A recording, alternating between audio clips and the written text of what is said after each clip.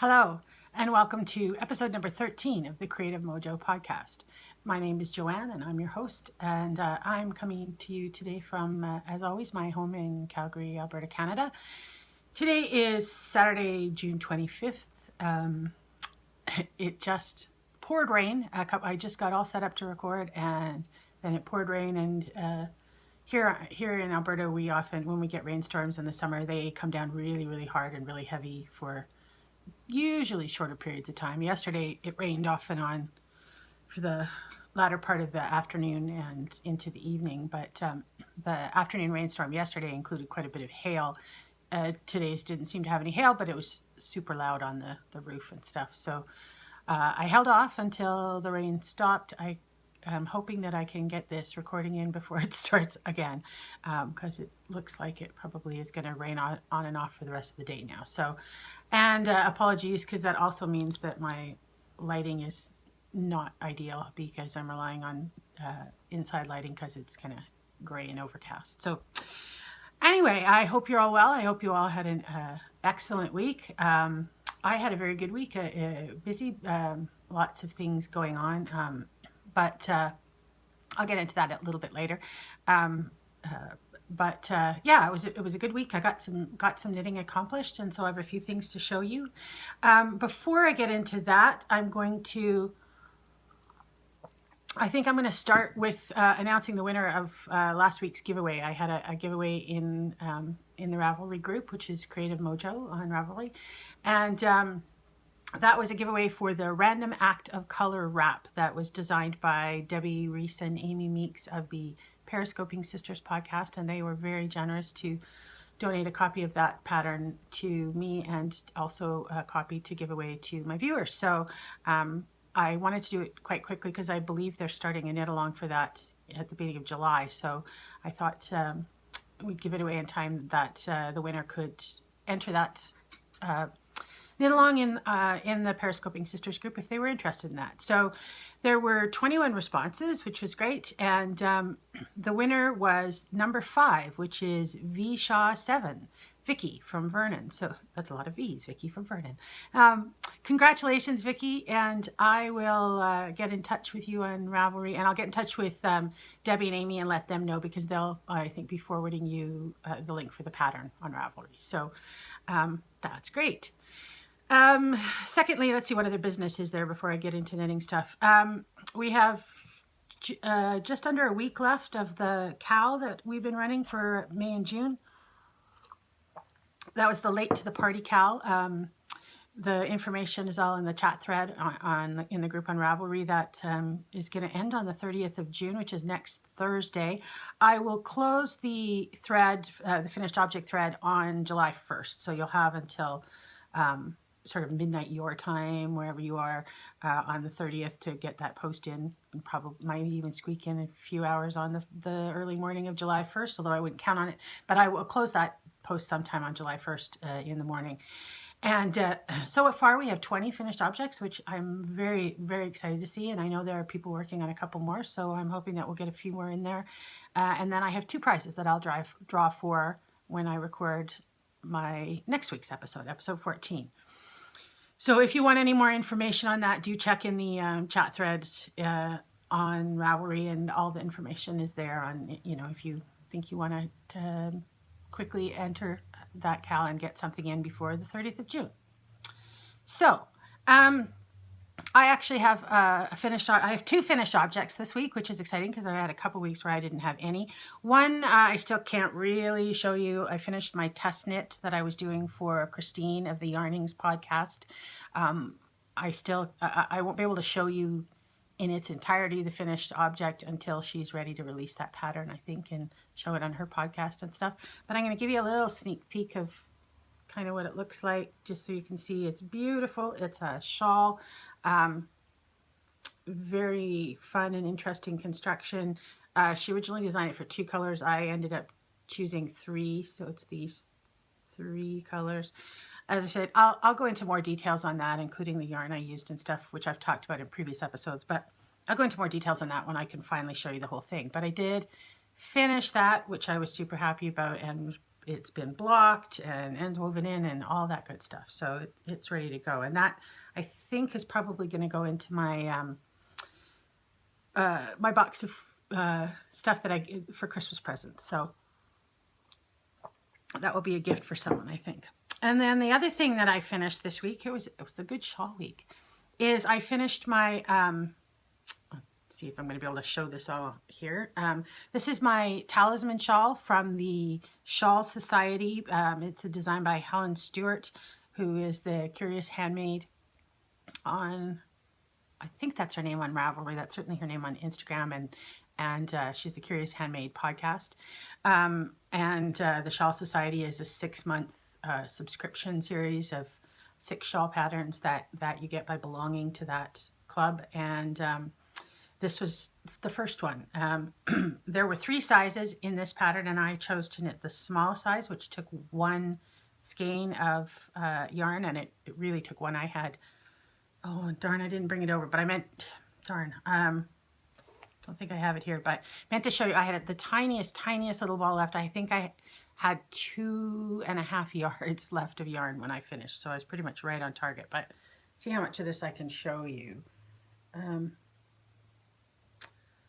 Kind of, you can see what it looks like here. I've got some pictures of it on Instagram. If you follow me there, I'm Auntie Jo12, or there are some pictures on my Ravelry project page.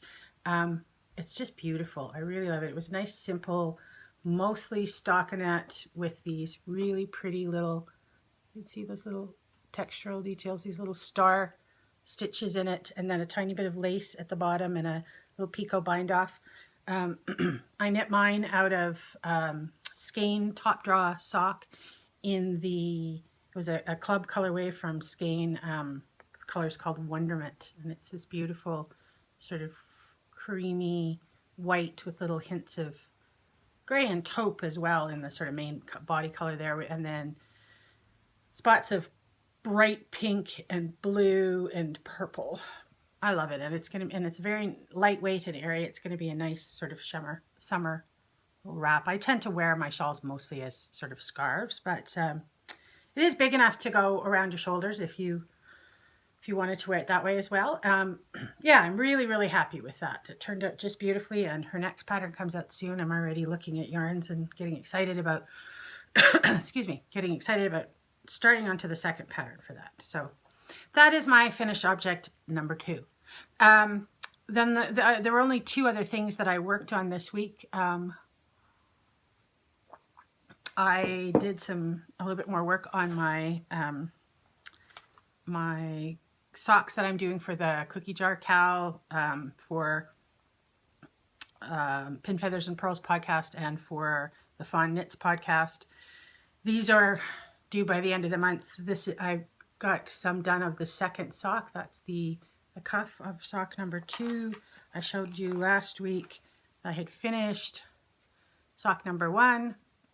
I'm doing the pattern, sorry, is Hetera by Cookie A, and I'm doing this out of the Cyborg's Craft Room a Sparklate base. You can see the Stellina, I think, maybe sparkling in there. You can see that in the color Where Dreams Become Reality, which is just beautiful. It's got so many colors. Yeah, I think you can see some sparkle there. It's so pretty. So I think I will have these finished by the weekend. I have it's a long story I don't want to go into, but I have a volunteer thing that I have to do tonight and tomorrow night. That's about 8 hours each night. So and I will have lots and lots of knitting time. So I'm taking these with me, and I expect that tonight, by my first 8 hours of volunteering, I will have at least be past the heel of this, maybe even farther, maybe even done. That would be awesome if I would done them tonight and I could take a different pattern to work on tomorrow. But at the very least, I anticipate that I will have this second sock cast off by the end of the weekend. So just in time to get those in for that cow. And then the other project that got a fair amount of work this week, after I finished those 2 shawls, this is what I predominantly worked on for the rest of the week. It's something I haven't shown you in a few weeks.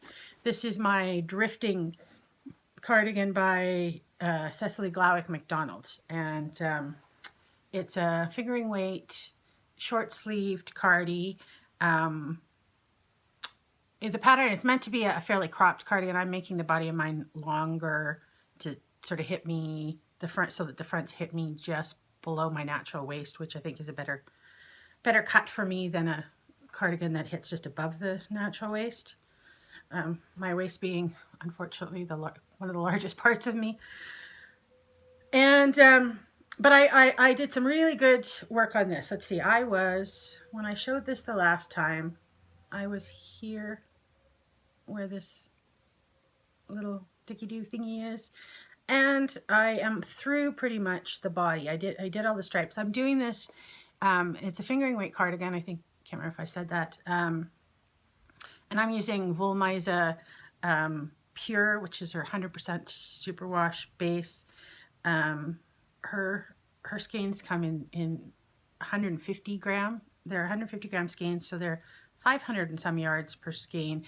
I had 2 skeins of this color, which is called Indisch Rot. It's this beautiful sort of mix of kind of reds and burgundies and burnt oranges. And that was pretty much just spot on what the pattern called for. And with elongating the body, I really wanted to make sure I had enough yardage, but I only had 2 skeins of that. So I threw in a third, which is I had some more of Wollmeise in Schwarz, which is just black. That's how much I have left of that skein. And I'm just now, sorry, my throat's all scratchy here.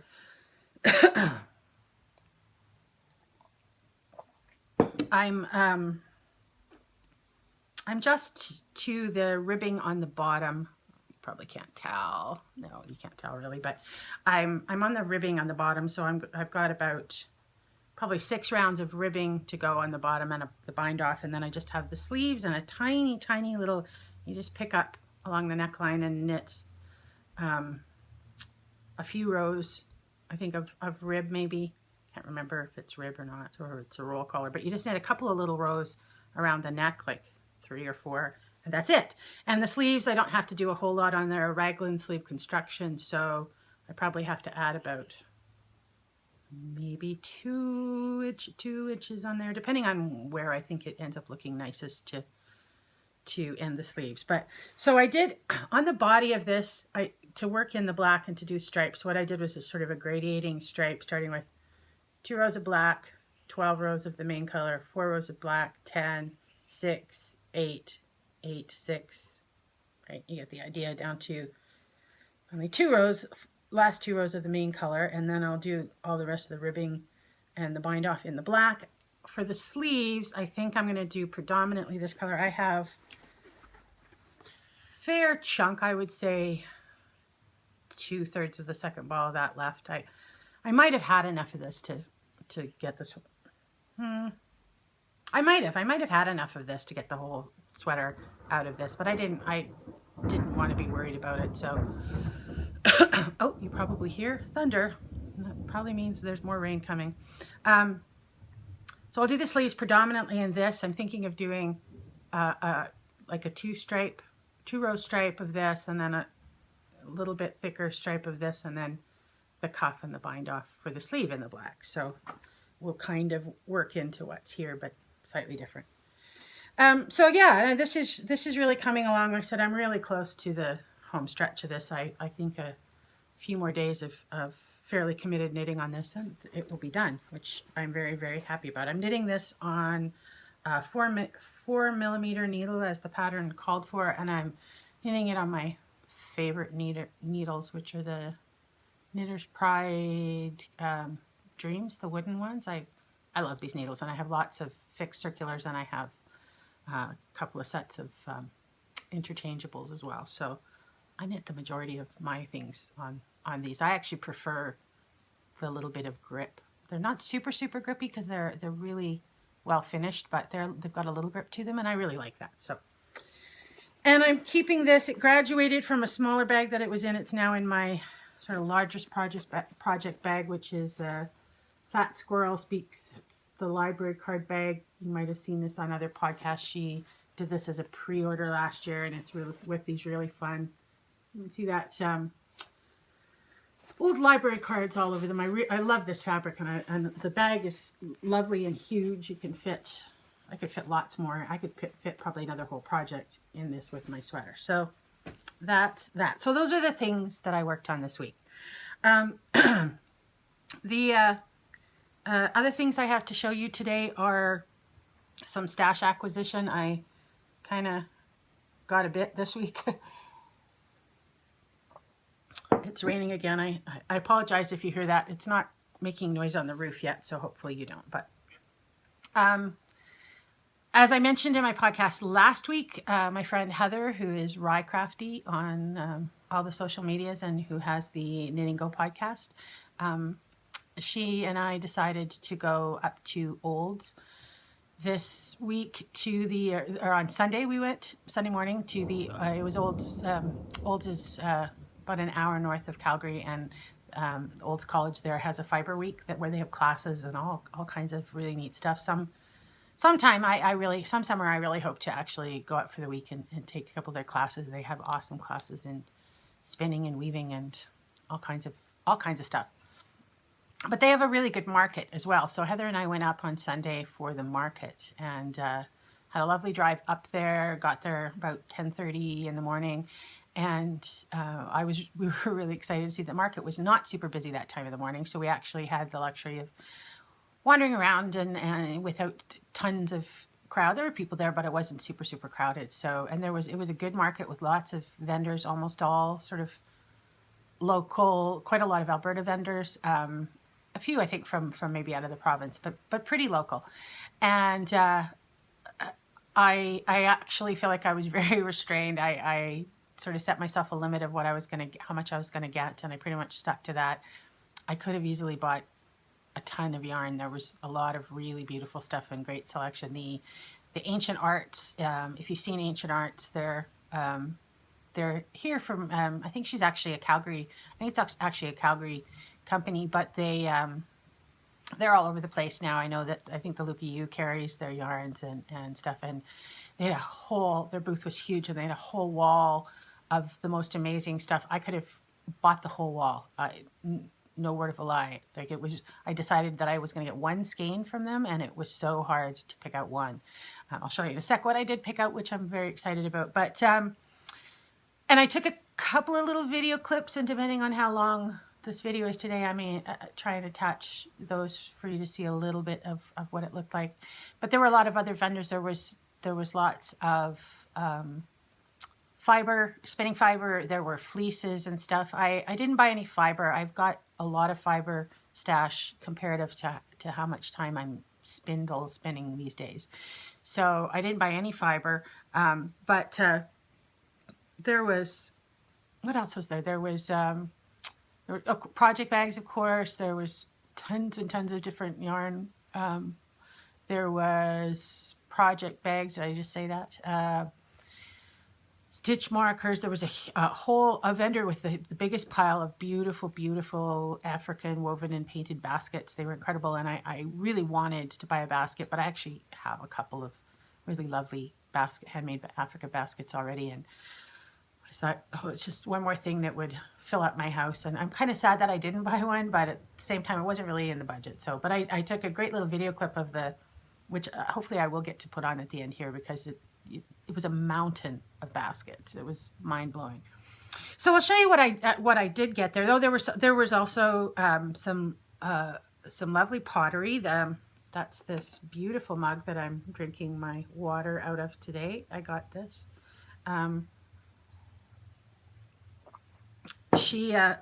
It's pottery by Heather. She's an Alberta potter. She's got a website, potterybyheather.com, and she's just north of Edmonton. That's her info there. Yeah, and she does all kinds of. She had cup mugs and bowls, and she had yarn bowls and all kinds of great stuff.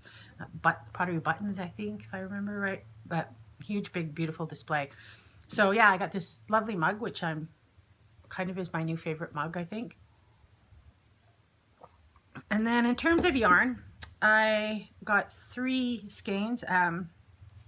As I mentioned, the Ancient Arts, I'll show you what I got there first. I love this so much, so much. This color is called Vancouver, which for anyone who's in or in Canada has been to Vancouver, knows Vancouver, will sort of see that this is a perfect colorway for Vancouver with all the greens and then the blues. Vancouver is a very beautiful and lush climate, ocean, lots of sort of northern rainforest. And then the white, which also reminds me of the Vancouver is also surrounded by mountains, so there's like often snow-capped mountains. It's gorgeous. This is their just fingering superwash fine merino, which is an 80-20, 80% merino, 20% nylon.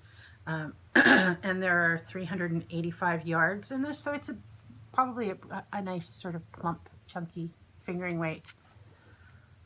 I have no idea what I'll make out of this, but let's look at it for a while. It's stunningly beautiful. Oh, there's also, this green actually goes right into yellow. I think you may believe it's kind of coming up bright green there, but it actually goes right into yellows. So pretty. So that's what I finally settled on from Ancient Arts. Then I got another skein of Sea Turtle Fiber Arts. I've shown this off before, and I'm giving away one of her skeins for the knit along, one of the prizes of the knit along. She is also an Alberta dyer. And this is, again, her Ridley sock in the colorway Phoenix. This is just stunning. And she's very clever at her booth. Both times that I've seen her yarn displayed at a fiber event, she does knitted up swatches, but they're in the round, and they're the circumference essentially of a sock that she displays with all her colorways. So you can see what they look like knitted up if you were knitting them into a sock. And this was striping in the most fantastic way, this yarn. It was sort of striping, if I remember right, kind of black with then these stripes, kind of a flashing sort of stripes of all these bright colors. I loved how it looked knitted up. So this will definitely be socks. And yeah, I just love it. It's so pretty. As I said, it's the Ridley sock, which is a 80% superwash merino, 20% nylon, 420 yards. A Phoenix colorway. And her, I didn't get a card from her this time, but there's her label. It's seaturtlefiberarts.com. I'll put it in here. Right. So I got that, and then the third skein I got, which I was also very excited about. These are brand new dyers. These are two ladies that, I didn't write down their Instagram name, Pearlescence, and I can't remember the other gal's name. I will put it in here so you can find them and follow them on Ravelry. They just started their yarn business. Flock Fiber Studio. They had a great booth with all kinds of beautiful, beautiful colors. This one is called Rubelite. You can see it's this sort of fuchsia, pinky purpley. This is a BFL superwash. It's 80% BFL and 20% nylon, 405 yards in 115 grams. It's really, really soft. I almost fell down hard there. I picked up, I was trying to, I knew I wanted to get some of this base, and I was looking through a lot of the different colorways they had, and I picked up 3 different colors, all sort of semi-solids. There was a sort of chocolate brown, and then an acidy green, lime green. And I was holding all 3 of them together, and Heather looked at them and said, "Oh my God, that'd make something beautiful in like a 3-color shawl." And I looked and realized it would. It was stunning. And if I didn't already have an entire bin of yarns that I've dedicated to colored shawls and stuff, I would have got that, because, and I kind of had regret that I didn't, but I stuck to my budget. So this is just super pretty. Again, I don't know what I'll do with this. I mean, it would certainly make fantastic socks with any socks that had a pattern in it, because it's a nice tonal. It's just a tonal, I guess, basically. But anyway, love it. Lovely color, and I'm really looking forward. The Wanderlust BFL is what the base is called, and as I said, it's called Rubelite, and I'm super looking forward to seeing more yarn from these gals. It's so exciting to have more Calgary dyers. And then the last thing I got, Prairie Dye Studio. I've shown her yarn before. I picked up some of her yarn earlier this summer, and so I got some stitch markers from her. She shows these off on Instagram all the time, and I really love them. And so I was really happy to finally get a set for myself. It's so generous. There's 12 stitch markers there for $12 Canadian, which is amazing. She's said Prairie Dye Studio. She's got an Etsy shop. She's on Instagram as Prairie Dye Studio as well. And all of these are snagless stitch markers, and all of her stitch markers are made with mineral beads. I think this Howlite, I think this is called. Really pretty. They're predominantly white with, I don't know if you could see little shots of gray in there. So I saved them in the package to show you. As soon as I'm done here, I'm going to open that package and take them out, start using them on something. So those are all the things that I got from last Sunday from Olds Fiber. And as I said, if you knew me and saw my potential for buying yarn, that's pretty restrained for me. I got one thing in the mail as well this week, which I've been picking these up and looking at them and just holding them for several days since they arrived in the mail. I got 2 skeins of yarn from Freckled Whimsy.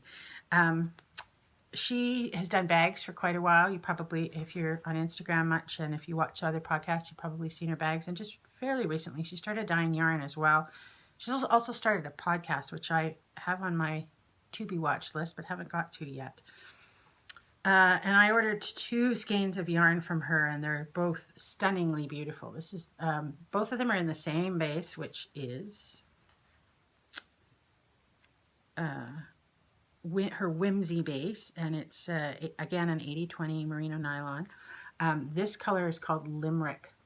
Look at that. I just love this. This is not like anything else I have, I don't think, in my stash, this color combination.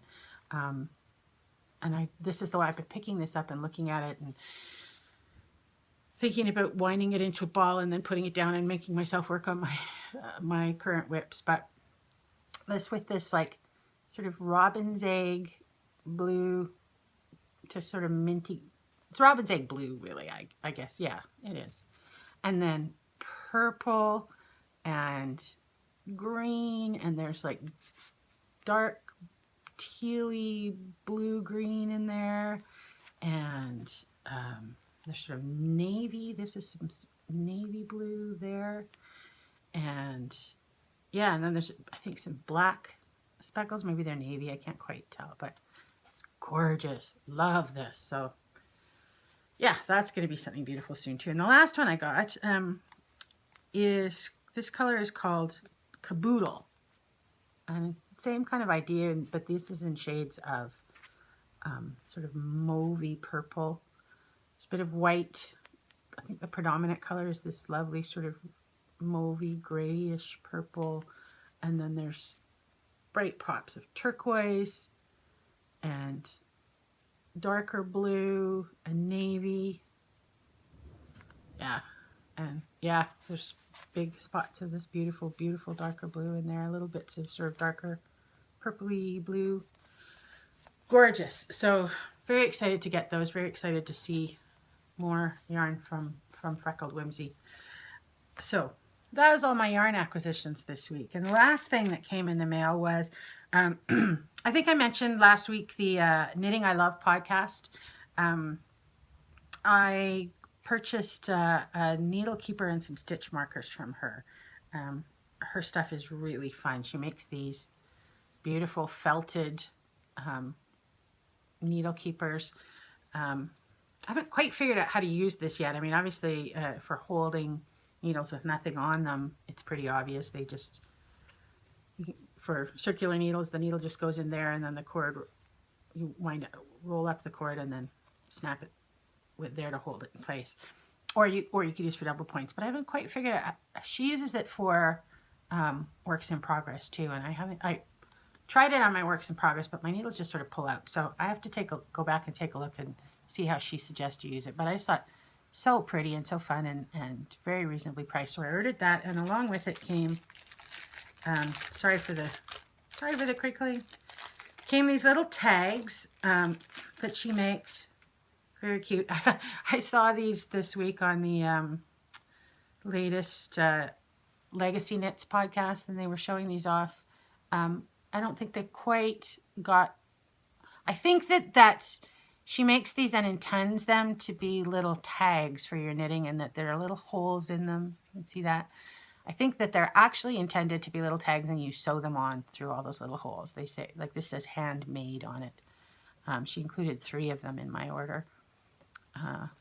All 3 of these, yeah, say handmade, and they're lovely little tags that you could sew onto a gift. It'd be great, like, on a hat or something. Yeah, I think that's what I would use them for, is sew them, you know, on a little hat. They'd be very super cute.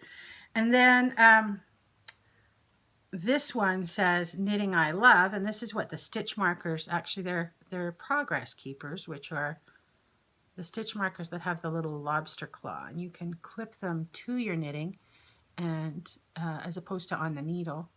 But see how cute these are? Stop moving around there.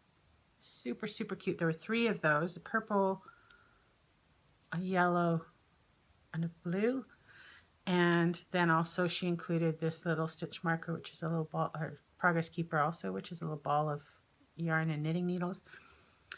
And then I attached a couple other. This is what on Legacy Knits they were talking about this as a holder for your progress keepers, because you can put them through those little holes, and it works beautifully as that. I don't know whether that was what she intended this to be or not, but it certainly works as that. So I thought they were very clever to think of it as that. And yeah, so I'm going to attach I put a couple more progress keepers on there.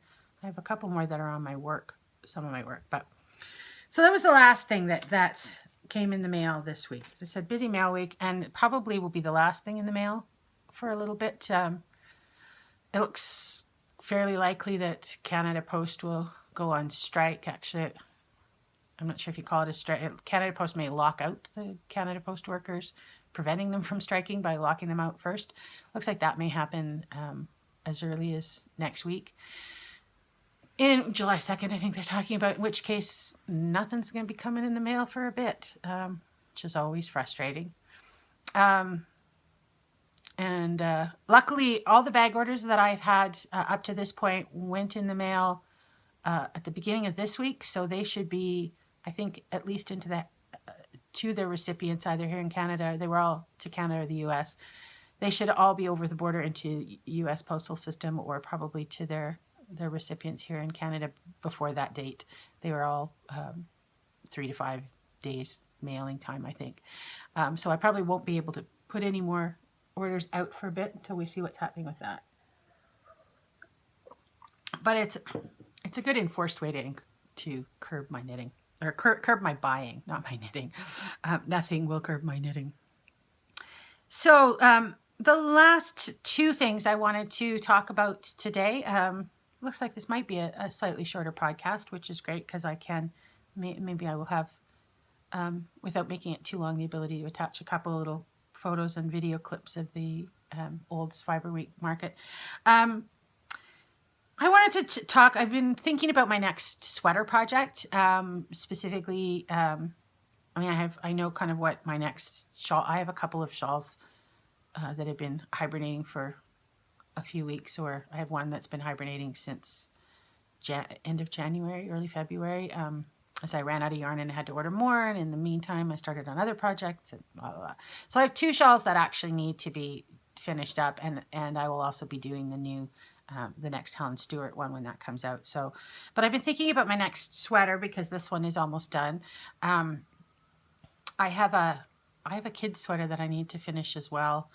I'll probably show that next week and talk a little bit more about that next week. But next sweater for myself is one that's been in my queue for a while, and I bought the yarn for it a while ago, and I've been really, and patterns just kind of stick in your head, and you know that that's something you really, really want. And so I think I decided it was finally time to start on this one next. The pattern is the Wake sweater by Veronique Avery. So I'll show you a picture of this beautiful sweater. Yeah, that kind of, that's not too bad. It shows you those beautiful cable panels that run up the front. It's a, obviously it's a pullover. It was part of the Brooklyn Tweed collection, so it was knit originally out of Brooklyn Tweed yarn. I've substituted another yarn that I think is kind of similar, that will give a similar sort of fabric for that. And it's going to be a bit of a challenge for me, this, just because it's a few things, it's in pieces. I haven't done a piece sweater in quite a while. I'm not a huge lover of, and I'm not super great at the finishing up, the sewing and stuff, but I love the sweater enough that I'm really willing to give it a try, and I think it'll be good for me to work on something that requires me to improve some of my finishing skills, sewing up skills and stuff. And it's just so beautiful. Yeah, so the yarn that I am using is Beaver Slide Dry Goods. As I said, I ordered this yarn a while ago. This is the one balled up. I did some swatching, and that's what I want to talk a bit more about here, is actually about swatching. So, but the yarn I'm going to use is Beaver Slide Dry Goods. This is their 2-ply. It's labeled as sport weight. It pretty much knits up to the same gauge as a fingering weight. It's a good substitute. It's a good and less expensive substitute for Brooklyn Tweed yarn if you're looking for something like that. It was really, really reasonably priced. This color is, let's see, I have it on my iPad, I think here. No, that's not it. Barley Heather. I actually thought when I looked at it on the website, when I ordered it, it was actually going to be a little darker and a little golder than it is. It's a little paler yellow than I thought it would be, but it's still a really pretty color, and it will make a very nice sort of neutral colored sweater, I think, to wear. As you can see today, I wear a lot of black, and this would be really nice, like over a black top, a black shirt and jeans. I think, like, especially a black collared shirt and jeans, it would be very pretty. So that's the yarn I'm going to be using. And a while ago when this came, I actually did some swatching, and thinking about this and working on that sweater and thinking about a few things and working on finishing up my talisman shawl also made me think about this, that because I was so close to running out of yarn, and I just was thinking about the whole thing about swatching, and I thought, for what it's worth, I give you my 2 cents, my opinions about swatching. I think some people enjoy swatching, and that's awesome. I wish I enjoyed it more. I don't particularly. But over the years as a knitter, I have learned the value of swatching, and particularly for sweaters now, I always do it. And recently I've heard some people say, well, I mean, I have friends who I've heard say this, and I've heard this on a few podcasts of people saying, oh, I never swatch.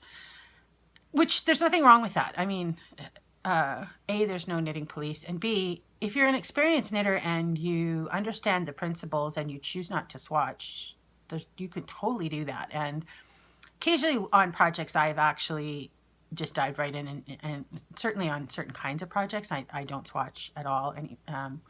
And even on sweaters, you could use the beginning of your knitting as a swatch if you're comfortable with the idea that if you just start knitting, and if it's not quite working out the way you thought, you're comfortable with ripping it out and starting it over, because you want to bypass swatching, that's totally cool too. But I think it is useful to know the purpose of swatches and why to do them. I always think it's better, if you're going to make a choice about whether you do or don't do something, to make it an educated choice and sort of know what you can get from swatching. And for me, there's a couple of different purposes. I mean, number one is the whole question of gauge. And when I first started knitting, and I started knitting about 14 years ago, and I mostly learned from a friend or two that knit, and from some books. There wasn't Ravelry yet when I started, and I don't think there were a lot of videos on YouTube and stuff, so I don't even know if there was YouTube, frankly, 14 years ago. But I mean, there weren't those kind of resources to me, or at least I didn't know if there were, and I certainly didn't use them. I relied on stuff I was learning from a couple of people, a few questions I asked at a couple of yarn stores. There weren't even as many yarn stores here then. And some stuff and I had books, and I learned a lot from books, but I didn't always read everything in the book. You know, I'd buy the book, usually it would have some patterns in it. I'd read specifically, I'd go and read in a book for a technique I needed to learn. So I didn't understand about gauge at all, really. And, you know, I sort of thought, oh, if you just use the needles recommended on the ball band. And sometimes I didn't, the first time, you know, I knit a couple of sweaters where I didn't even understand about using the right weight of yarn, that, you know, that I would be knitting something in a sport weight when the pattern called for a worsted weight. And I would use the needles that it said on the ball band probably, and the sweater would come out a lot smaller. And luckily it kind of just by accident worked out for me. I talked about this on an early episode of my podcast, that I knit a sweater for my friend, and it was quite a bit smaller than what the pattern called for, but I was able to try it on her several times as I went and kind of make it fit her anyway, and it turned out beautifully and it fit her, but that was kind of dumb luck. So once I understood about gauge, then I started to understand the purpose of swatching, and that's because your gauge is not going to be, there's no such thing as the correct gauge. A gauge is a reflection of an individual knitter and how they knit. So the designer or the person who test knit that pattern that they based the pattern on, whoever it was who knit that sweater that the pattern is based on, that's the gauge that they got. And that has to do with how they knit, how they hold their yarn, what kind of tension they have. There does seem to be a kind of standard middle of the road average sort of gauge that a lot of knitters tend to get, and that's great. But, you know, you might be a looser knitter than that, or a tighter knitter, or the pattern designer might be a looser or a tighter knitter, who knows, right? So understanding your own gauge, and understanding that at that gauge that you like the fabric and the way it's going to turn out is a huge reason to swatch. So for example, so I swatched for this sweater, and I did both the stockinette, the majority of the pattern is in stockinette, and then I did a cable swatch as it recommends on the pattern as well. And I'm almost at the gauge with this yarn. I'm ever so slightly off. I'm off, I think, by 1 stitch for 4 inches. But the thing is, understanding my gauge, knowing my sweater at this gauge, and I really like the way the fabric washed. I did the swatch and then I washed and blocked it, which you should also always do. Because that's the other thing, is that doing a swatch tells you what that yarn is, how that yarn's going to perform, what it's going to look like, how much it might grow or not, you know. And this yarn, it's 100% merino, and it's not a superwash, and it's going to felt a tiny bit, right?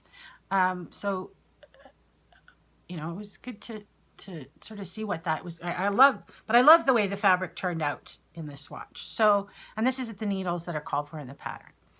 So I'm going to knit it in this gauge. My row gauge is fine, but my stitch gauge is 1 stitch out for that 4 inches. So if I knit the pattern at my actual measurements with no ease, it would come out too small for me. So I'm going to knit I want a little bit of ease in the pattern anyway. It does actually suggest some ease between 2 to 4 inches, but then the pictures of it, actually the model shown it with 6 inches, and I kind of like that slightly looser look too. So yeah, I know that I want to knit a slightly larger size than my measurements. Otherwise it's going to come out too small for me. So that's the number one reason to swatch, really, is to know your gauge and to know how your gauge is going to compare to what the required gauge in the pattern is, so that you'll know whether your sweater is going to be too big or too small. Because there's nothing like putting in all that work and ending up with a sweater that doesn't fit you. And I've done that in my earlier days, and I found it very frustrating, and I don't want to do that anymore. So, or I want to lessen my odds of doing it. Let's put it that way. So that's one reason to swatch. Another reason to swatch is, like I said, to know how the fabric is going to behave.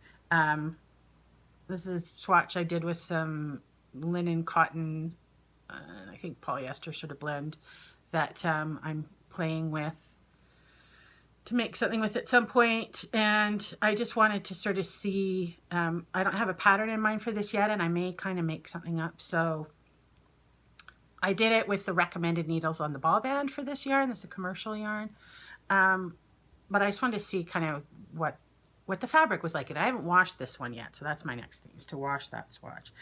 And then I have some other, my Hitofude cardigan.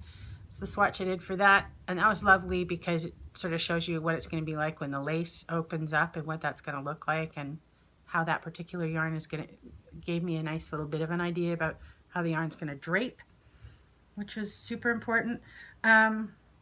Another one, I did a sweater I knit last summer.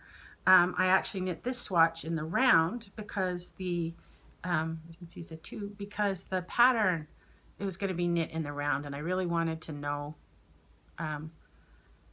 what the fabric, when I washed it up, I wanted to know what the fabric was going to look like in this one, and you know, all that stuff. So there's all those things about fit, and then there's things, this is the swatch for the cardigan I'm currently working on, and this was I put these in because it's an easy way to count your row gauge, right? Just to flip the yarn every 5 rows and know how many rows you've got.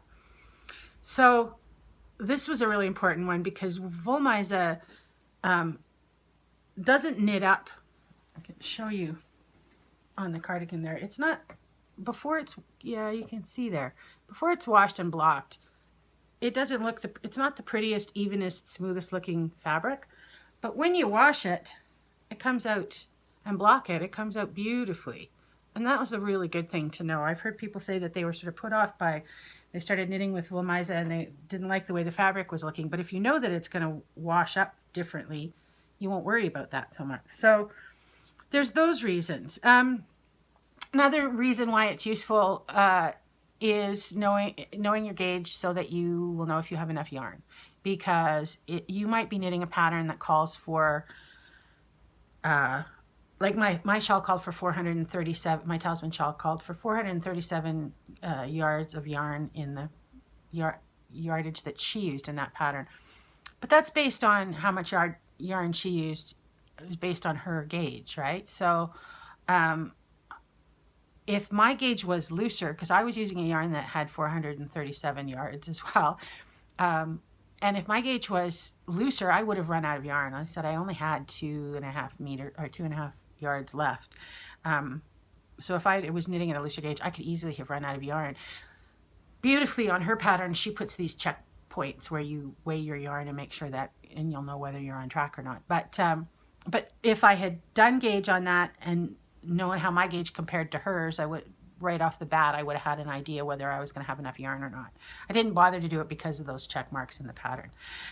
Similarly, you know, I don't do gauge in socks at all anymore. I did way back when I first started knitting socks, and it was useful. I kind of know my gauge on socks now, although your gauge will change sometimes over time as well.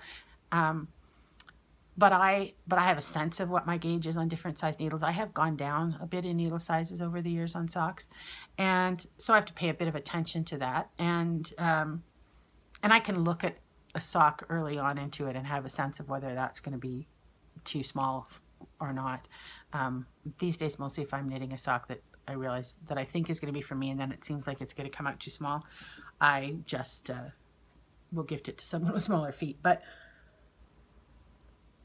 it's helpful to know. So those are my thoughts for what it's worth, is that it is, I think the thing about swatching and about knowing your gauge on any kind of project is that it really is going to lessen your chances of disappointment at the end. It's going to lessen the chances that you spent all that time on a sweater and it doesn't fit. It's way too big or way too small. It's going to lessen the chance that you're going to run out of yarn just before the bind off of a shawl. If you're a new sock knitter, it's going to lessen the chances that you finish a sock and then go, oh my God, this is super small. Why did I just blindly cast on 60 stitches on a 2.25 millimeter needle without knowing how many stitches to the inch that you're going to get for that? So I do recommend, like I said, it's not something I particularly enjoy. I find it a bit tedious, but I do it now. And I do recommend that you try it, that you do it a little bit, that you understand a bit about what the purpose of it is. Or like I said, it's super cool if you want to knit a sweater and, you know, start with something that where you kind of check your gauge partway into, like if you start with a sleeve and you can check your gauge a little bit into that sleeve and count your rows and your stitches and know how you're comparing to what the pattern calls for. Then you can rip it out if you want, or you can make adjustments to the size. You could maybe, you know, do a few more decreases or a few more increases, whatever you need. But it's valuable information for sure to know. So that is my thoughts about that. And all that to say, I love this swatch, and so I'm really excited to cast this sweater on. I think it's going to be beautiful for next fall. Last thing I just really quickly wanted to say is I'm not sure what my schedule is going to be like in July for recording. I will be doing an episode next week for sure, episode 14. But then I'm going to be heading on the 7th of July. I head with my family to Scotland for 10 days for a family vacation. That's my mother, my sister and her husband, and their 2 boys, my nephews who are 10 and 12, and my husband and I are all going on that trip. And we're going to the Highlands. We're going to be in Inverness the whole time and touring around the Highlands and seeing the sights there. And we're very excited about that. It's going to be so great. And then I'm home, and I don't know, I'm going to take some footage while I'm there because I think there'll be lots of interesting and fun things to see. I've done some sort of research on where I might go and look at yarn, of course, because what better souvenir to bring home than yarn. And I'm going to take some footage, as I said, and some pictures and things, but I have no idea whether there's going to be any opportunity to post anything at that point. And then we're home for about 5 days, and I definitely will try and get in an episode in that period of time where I'm home. And then I'm going on the road with my husband. I mentioned before, he's a professional musician. He particularly tours a lot around playing music festivals and stuff like that in the summer. And I generally try and go a little bit out on the road with him in the summer when I can. So we're going out to Vancouver Island and then back to Vancouver. Well, we're doing some central BC gigs and then Vancouver Island and then back to Vancouver, and then we're going down into Washington and Oregon. He's teaching for a week at a guitar camp in Washington, somewhere on the coast. I can't remember where. Port Townsend. Yeah. And we're going to go see some family that's in Portland and stuff. And that's about 3 weeks. I'm going to be gone. And if I can do an episode while I'm out on the road there, I totally will, but no promises. So it may be that there's only 1 episode in July. And well, 2, the very, very beginning of July and then kind of mid-July. And then the next one may not happen until early August. So that's the best sorry if if you've just gotten used to watching me and then I'm going to be gone for a while. And, even if I can, I may try and take a few little short clips, little check-ins and post those. Will be way easier to post. I can just post those up to YouTube, even right from my phone. So I might do that. I will try and do that. But otherwise, yeah, there will be a little break there. So that's everything for today. I hope you've enjoyed this episode. Thank you if you are a new viewer for watching me for the first time. And thank you for if you're a returning viewer, for enjoying what I'm doing and coming back. And I hope you have a terrific week. Happy knitting, and I'll see you all soon. I know I'll be tired, but